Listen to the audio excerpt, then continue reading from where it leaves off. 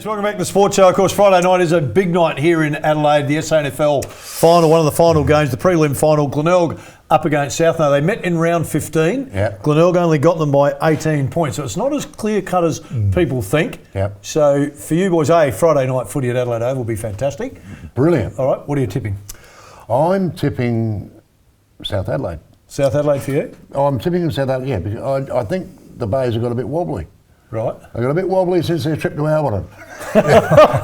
and their break. Only you could draw a parallel in some way to Alberton when the Port are not playing in the final. I know they're not. I think it's Glenelg for me. Glenelg's got. I think the hunting now. You know, they probably had to take a bit of a back step against a very, very powerful team against Port at Alberton, and Eagles really jumped them. Because the last time they played, I think they won quite convincingly. Yep. And I think they'll be right on song, and there'll be no surprise they're going to come out of the blocks. All right, no, I'm with you. I think it's Glenelg. Nothing against South. I think they're playing some great footy. I think the Bays have been really consistent. We need to get to the big other dance, of course. Melbourne up against the Bulldogs on Saturday night.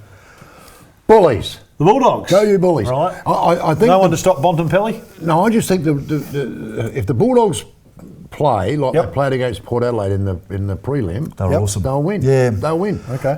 The D's are in good touch, but there's just a couple of people on their coaching panel that put me I'm sure that coaching panel. I think Melbourne's going to win. I just think with Tracker, Oliver, Gawn, Viney, Neil Bolland, Brayshaw, Langdon. You know, of Gawn, of course, just in incredible form up front. You know, we looked at the other week against Lycett, and Latham certainly beat English and the other ruckman from the Bulldogs. So they actually went very well there on ballers. The Bulldogs on ballers without really getting many taps at all. So even though Gawn will probably dominate, they know how to win the ball from the contest. A great point. So Steph Martin's back for the Doggies, and he's big imposing. He hasn't played a lot of footy this year, but his record against Maxi Gawn's actually been really good. When he was with two Brisbane big powerhouses. The year before, it was really good. He's had a good record against him, and we know Max is kind of the engine room for them, but he gets up and down the ground. But I don't know that Steph has played enough footy this year to go. Can I tell you what the stats were last week? Gawn and Jackson, 45 hitouts to Stanley and Hawkins.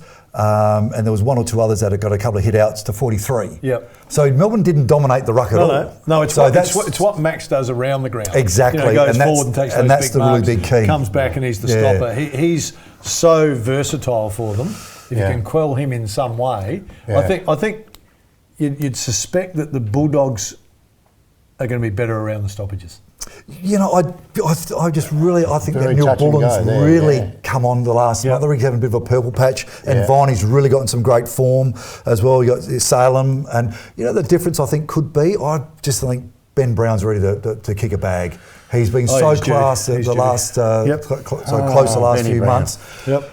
I think he's not far from it. I know he's boring, but he kicks 5 or 6, they win the game.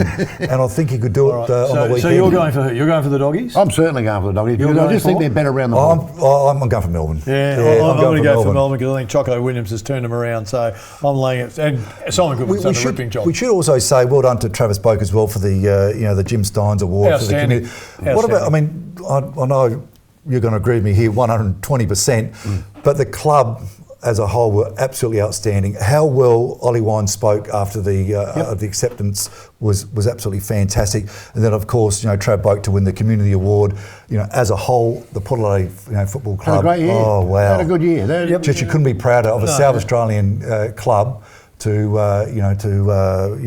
represent themselves like they did on a national stage was absolutely outstanding. Has it gone in cycles? I mean, let's say early days. Crows were the destination club here. Now is the Power the destination club? Oh, absolutely. Can you see it going back in another cycle eventually? Interesting to see where Jordan Dawson goes from the Swans. That's going to be interesting. I know all the Crows players have taken him out, and I've got all the Power players have taken him out. He's getting free meals everywhere, so he's enjoying that aspect. Well, this is the thing with Dawson. It's either, if he goes to Adelaide, it's the cash and the deal.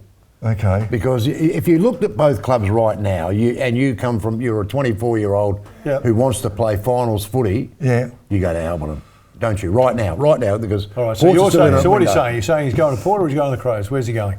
Well, I think he'll go to Adelaide. You think he'll go to Adelaide? What do you think? I think he's going to Adelaide as well. All right, we're winding it up on that note. You boys think he's going to Adelaide, so we'll see if the two geniuses on the left have got it right next week. We'll be talking about that. Time for us to go. I hope you've enjoyed the show, everybody. Bye for now.